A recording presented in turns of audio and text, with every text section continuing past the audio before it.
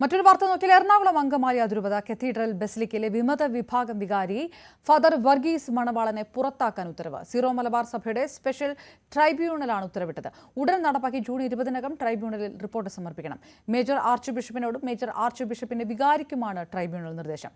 ട്രൈബ്യൂണലിന്റെ വിധിക്കെതിരെ അപ്പീലിന് കത്തോലിക്ക സഭയുടെ പരമോന്നത കോടതിയായ അപ്പോസ്തലിക് സിഞ്ഞഞ്ഞൂരിക്ക് പോലും അധികാരമില്ല. ഡാനി പോൾ വിവരങ്ങളുമായി ചേർന്നു. ഡാനി, ഇത് അസാധാരണമായിട്ടുള്ള ഒരു നടപടിക്രമം കൂടിയാണോ ഈ തരത്തിലുള്ള ഒരു ഉത്തരവിലേക്ക് കടക്കുന്നത്?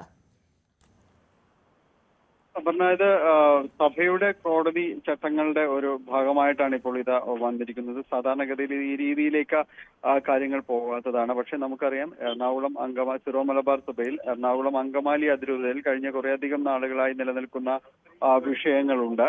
അതിന്റെ മറ്റൊരു പ്രതിഫലനം കൂടിയാണുള്ളത്. പ്രത്യേകിച്ച് Ernakulam saint Mary's basilica, cathedral basilica കഴിഞ്ഞ കുറെ നാളുകളായി സ്ഥിരമായ കുർബാനയോ മറ്റോ കാര്യങ്ങളില്ലാതെയോ അടഞ്ഞുകിടക്കുകയും പലപ്പോഴും അത് സംഘർഷ ഭൂമിയായി മാറുകയും എല്ലാം തന്നെ ചെയ്തിട്ടുള്ളതാണ്. രണ്ടു വിഭാഗവും അത് ഒരു പ്രധാന സമരവേദിയായി മാറുകയും ചെയ്തിരിക്കുന്നു. സഭയുടെ ഉത്തരവുകൾ പലപ്പോഴും തന്നെ ഒരു കാരണവശാൽ അത് നടപ്പാക്കില്ല എന്നൊരു തീരുമാനത്തിൽ തന്നെ വിമത വിഭാഗം മുന്നോട്ട് പോകുമ്പോൾ ആണ് ഇത്തരം ഒരു നടപടി കൂടി ഉണ്ടാവുകയും ചെയ്യുന്നത്. ഇപ്പോൾ വന്നിരിക്കുന്ന ഉത്തരവ് എന്ന് പറയുന്നത് എറണാകുളം അങ്കമാലി അതിരൂപതയിലെ ബസിലിക്ക എറണാകുളം കത്തീഡ്രൽ ബസിലിക്കയിലെ വികാരി ഫാദർ വർഗീസ് മണവാളിനെതിരെയാണ്. സഭാ കോടതിയുടെ തന്നെ ഒരു സ്പെഷ്യൽ ട്രിബ്യൂണലിന്റെ ഉത്തരവ് വന്നിരിക്കുന്നത്. സിറോ മലബാർ സഭയുടെ സ്പെഷ്യൽ ട്രിബ്യൂണലിന്റെ ഉത്തരവാണ് വന്നിരിക്കുന്നത്.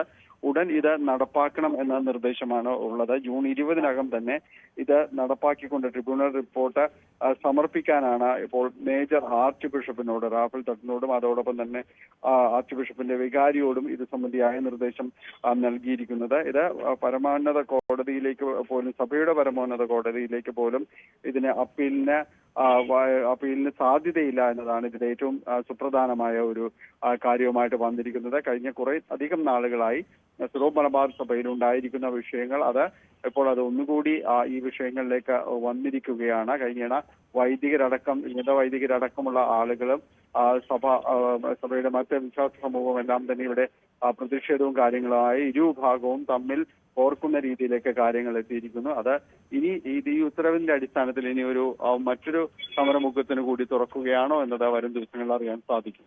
അപർണ. ഡാനി പോൾ വിവരങ്ങൾ നൽകി.